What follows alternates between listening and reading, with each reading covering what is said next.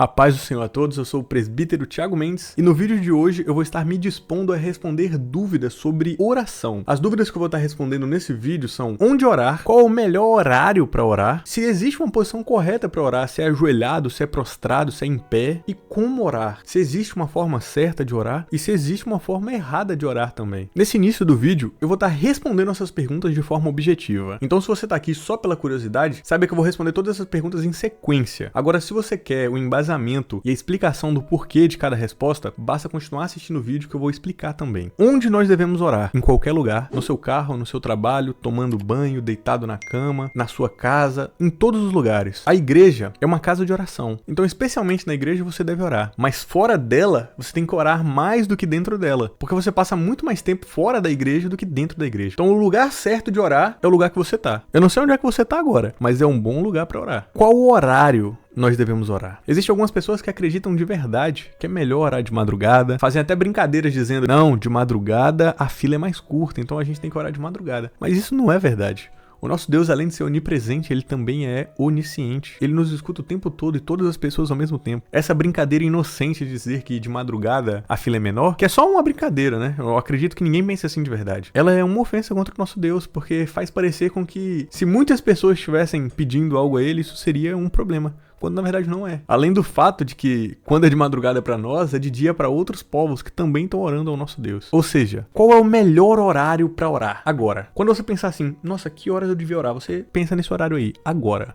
Essa é a melhor hora para orar que se tem. O próximo assunto é: eu posso orar em pé? Eu posso orar ajoelhado? Eu posso orar sentado? Ou eu tenho que me orar somente prostrado? Na verdade, uma pergunta ainda mais a fundo: eu posso orar deitado? E a resposta é absolutamente sim. Você pode orar em pé, você pode orar ajoelhado, você pode orar deitado, você pode orar prostrado, você pode orar de todas as formas. A única forma que você não pode orar é se o seu coração não estiver derramado para Cristo. Se o seu coração não estiver derramado para Deus. Porque a única posição que importa numa oração é a posição do seu coração. É se a sua alma e o seu coração estão prostrados diante do Senhor. O seu corpo pouco importa nessa equação, porque nós precisamos ser honestos com Deus, que já começa a entrar no quarto ponto. Como nós devemos orar? Qual é a forma correta de orar? A forma correta de orar é em espírito e em verdade. Porque nós precisamos ser sinceros com o Senhor. Nós precisamos ser sinceros com as nossas dúvidas, com os nossos questionamentos. Nós precisamos ser sinceros com aquilo que nós queremos da parte do Senhor. Nós precisamos ser sinceros até com nós mesmos. Porque às vezes nós mentimos para nós e com isso mentimos para Deus. Nós precisamos ser honestos com o único que pode verdadeiramente nos ajudar e nos salvar. Se você só queria as respostas, aqui tá bom pra você, porque agora eu vou explicar de onde foi que eu tirei elas. Eu vou estar passando rapidamente pelos versículos que eu deixei salvos aqui no meu computador. Talvez você não esteja vendo o meu computador, mas ele tá aqui na minha frente.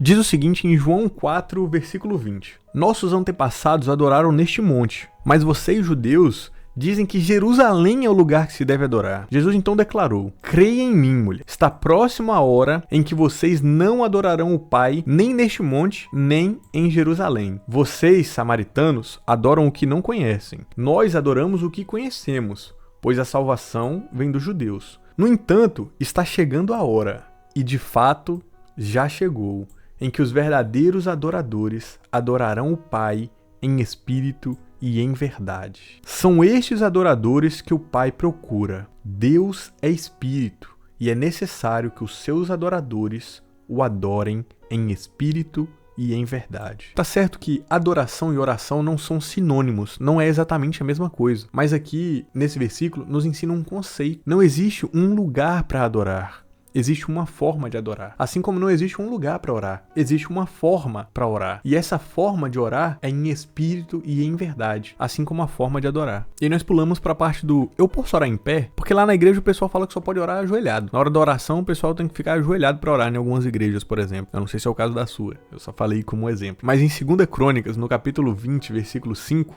diz o seguinte: e pôs-se Josafá em pé na congregação de Judá e de Jerusalém, na casa do Senhor, diante do pátio novo, e disse: ah, Senhor Deus de nossos pais, porventura não és tu Deus nos céus? Não és tu que dominas sobre todos os reinos das nações? Na tua mão há força e potência, não há quem possa te resistir. Ou seja, ele começa uma oração em pé. Esse não é nosso livro de fé e prática? Você não acredita no que está escrito aqui?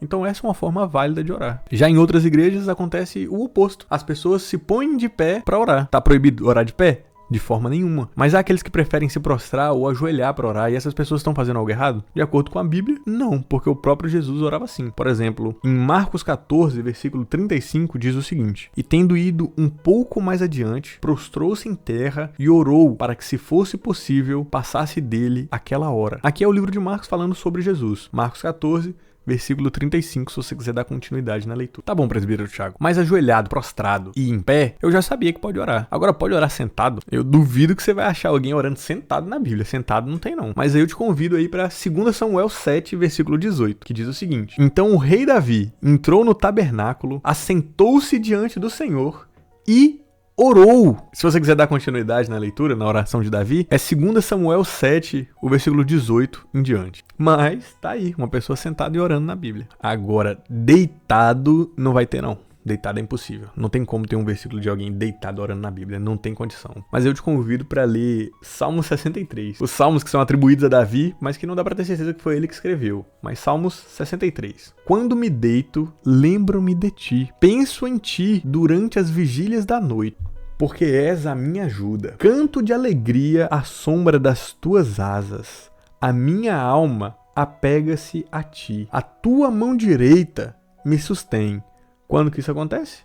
Quando me deito. Meus irmãos, se isso aqui não é uma oração, eu não sei mais o que é uma oração.